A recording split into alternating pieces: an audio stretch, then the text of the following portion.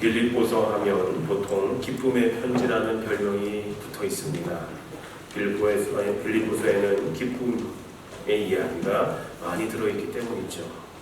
근데 오늘 본문에 보면 사도 바울은 눈물을 흘리며 권면을 하고 있습니다. 18절에 보시면 내가 여러분에게 여러 번 말하였고 지금도 눈물을 흘리며 말하지만 많은 사람이 그리스도의 십자가의 원수로 살아가고 있습니다 라고 얘기를 합니다. 여러분들 혹시 성경에서 예수님이 몇 번 우셨는지 아십니까? 몇 번 기록되었는지 아십니까? 성경에서입니다.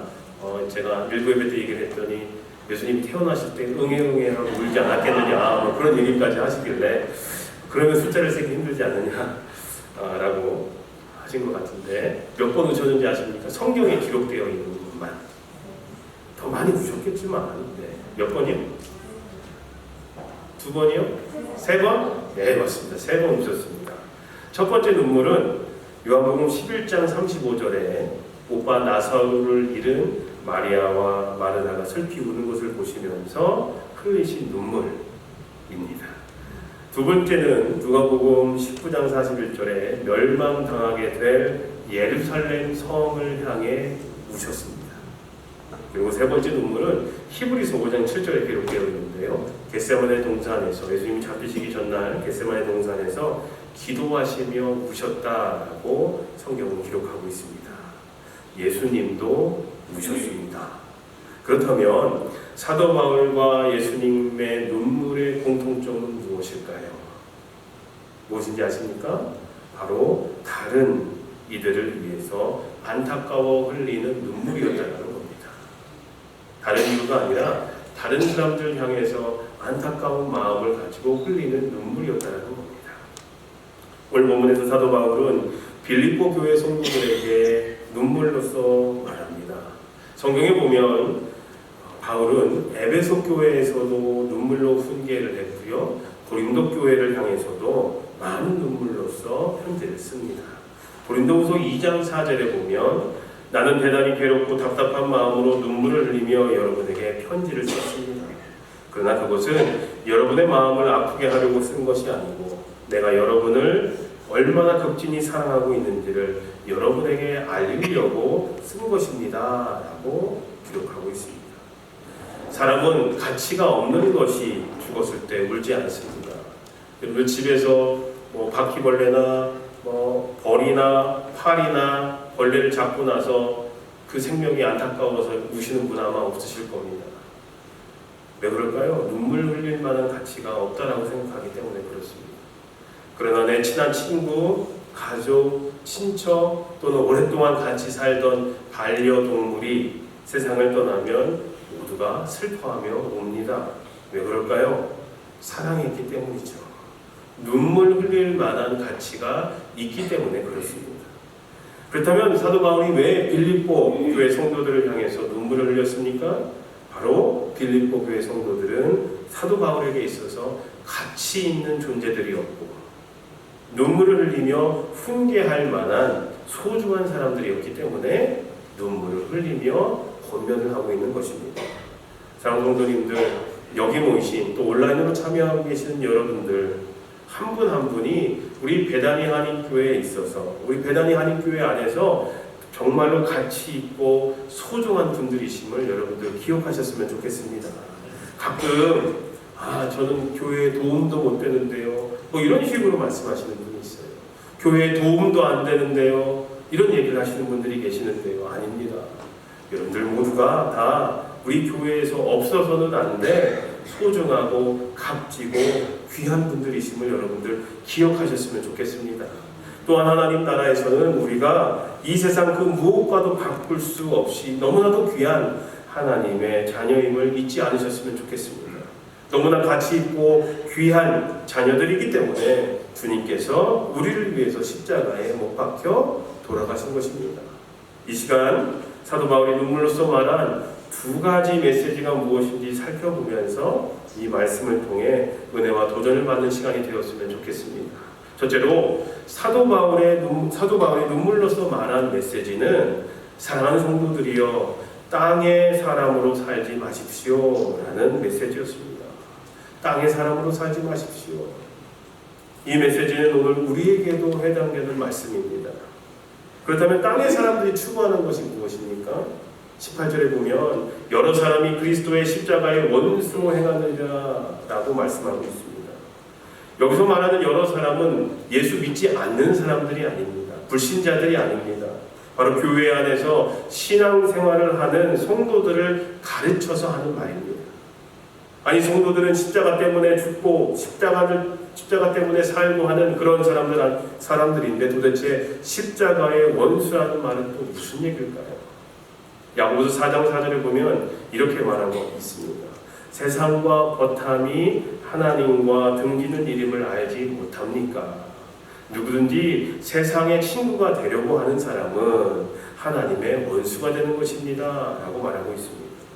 하나님을 믿으면서도 교회에 다니면서도 세상을 더 중요하게 생각하고 세상을 우선순위로 생각하고 내 일과 내 비즈니스와 내 가족 일을 더 우선순위로 생각하고 세상과 친구가 되고자 하는 사람은 하나님의 원수, 십자가의 원수라는 겁니다.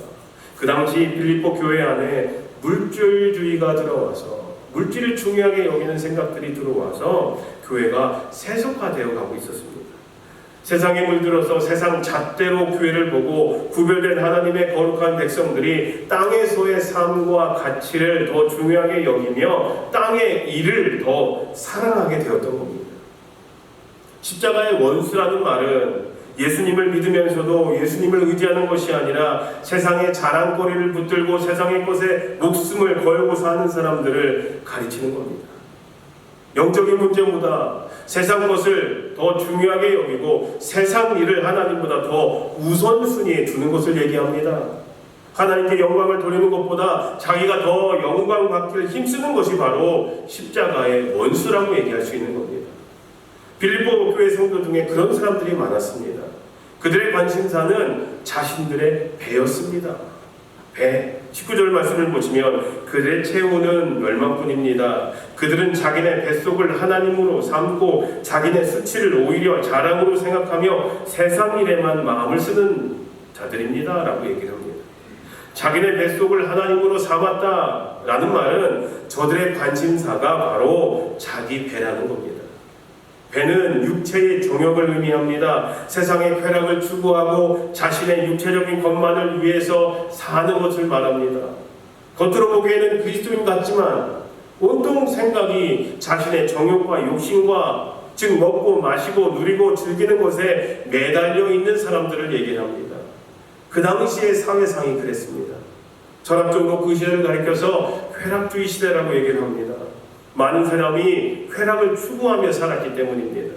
디모데후서 3장에 보면 말세에 나타나는 징조를 설명하는 중에 이렇게 얘기를 합니다.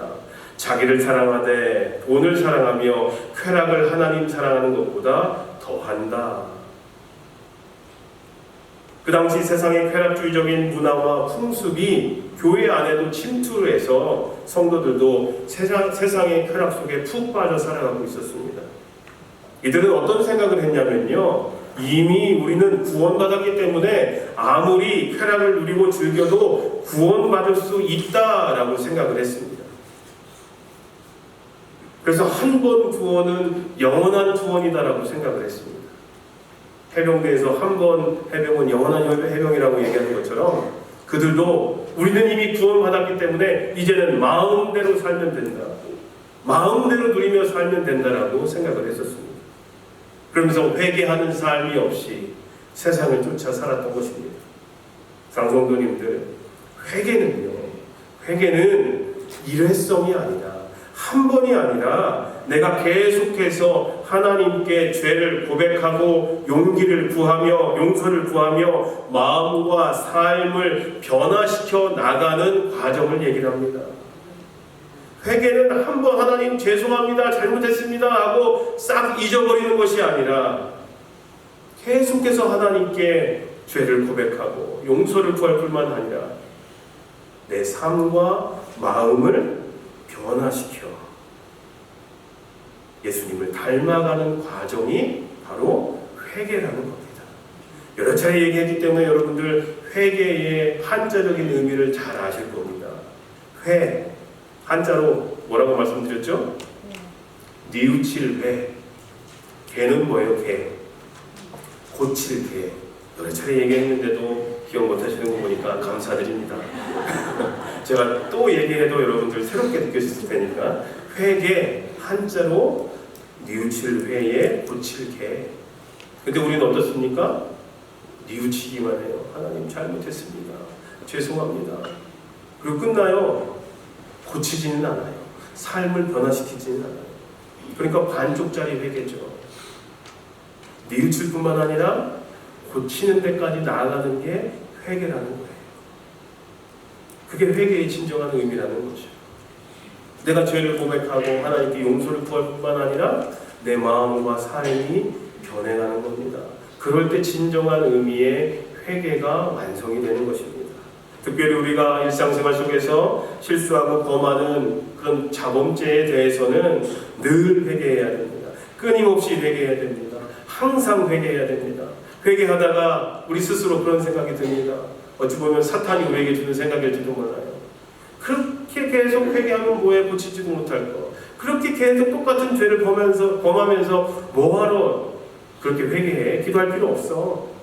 그냥 네 스스로가 포기해. 나는 도저히 안 되는 인간인가 봐. 이렇게 생각하도록 사탄은 우리에게 꼬입니다. 우리를 꼬십니다. 하지만 그럼에도 불구하고 똑같은 죄를 범하고 또 범할지라도 끊임없이 회개하고 하나님께 용서를 구하시길 바랍니다. 분명히 성령님을 통해서 하나님께서는 우리 삶을 변화시켜 주실 줄로 믿습니다. 절대 회개하는 것을 멈추지 마시고 또 포기하지 마시길 바랍니다. 그래서 성화되어서 거룩하게 되어가는 삶을 우리는 살아가야 된다는 겁니다. 이것이 바로 땅에 속한 사람의 삶이 아니라 하늘에 속한 사람의 삶인 것입니다. 그래서 히브리서 16장 1절에서 2절에 보면 우리 같이 읽겠습니다. 시작. 그러므로 우리는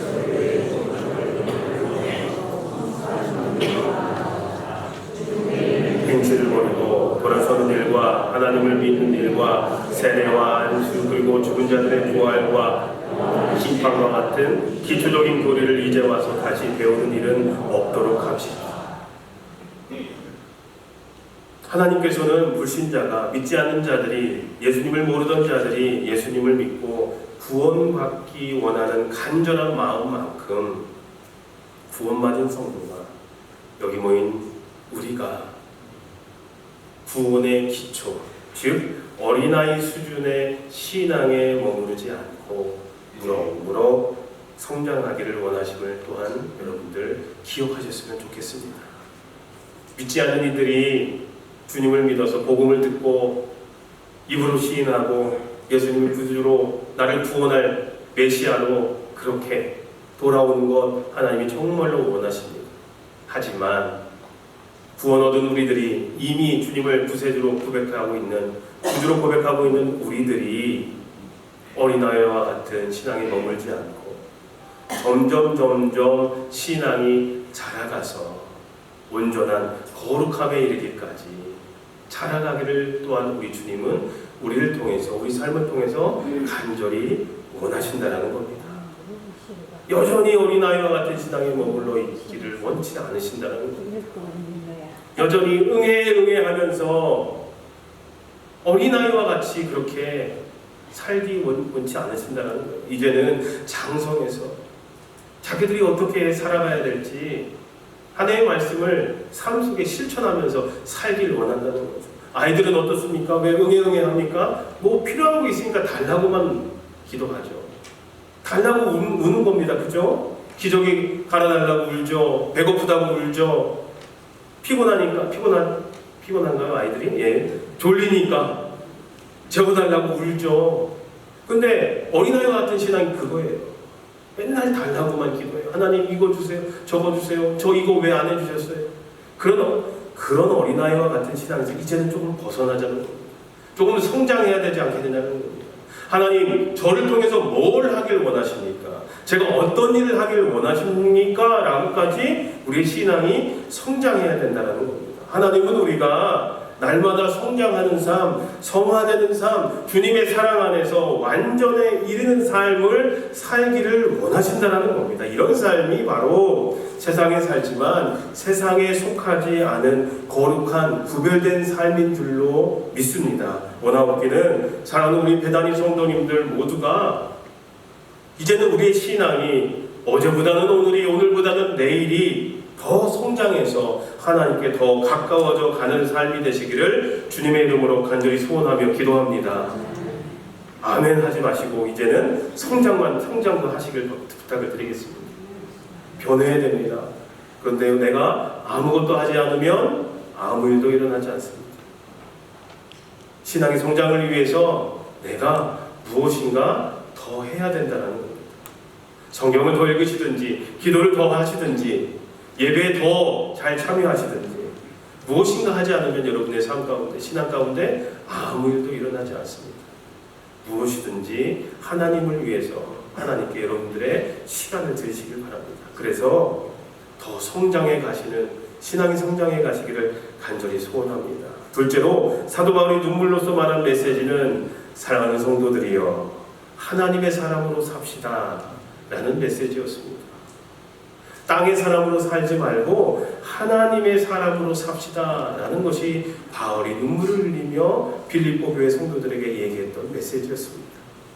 우리가 하나님의 사람으로 살아야 하는 이유는 바로 우리들의 소속이 하나님의 나라에 있기 때문입니다. 하나님의 자녀로서 우리의 시민권은 하나님 나라에 있기 때문입니다. 오늘 본문 20절에 보면 그러나 우리의 시민권은 하늘에 있으니 우리는 그곳으로부터 구주로 오실 주 예수 그리스도를 기다리고 있습니다 라고 말씀하고 있습니다.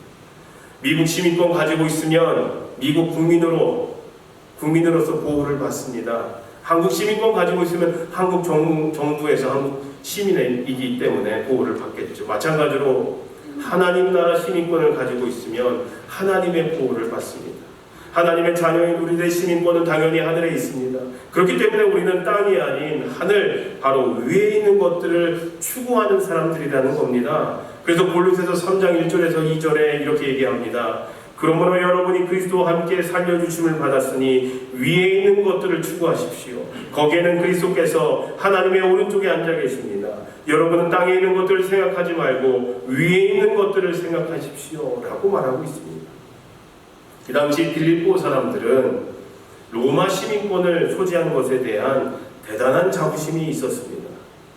빌립보 사람들 대부분이 어떤 사람들이었냐면 전쟁에서, 로마 제국의 전쟁, 정복전쟁에서 큰 공을 세웠던 로마인들의 후손들이었습니다. 그렇기 때문에 비록 로마에서 멀리 떨어져 살고 있기는 했지만 로마인이라는 의식이 아주 강했습니다. 로마 시민권자라는 의식이 아주 강했습니다. 그래서 로마의 정신을 가지고 로마 시민으로 사는 생활에 충실했던 것이 바로 빌립보 사람들이었습니다. 그것이 그들의 삶의 목표였습니다. 로마 사람들이 어떻게 살아가고 있는지, 어떤 문화와 어떤 의식주를 하며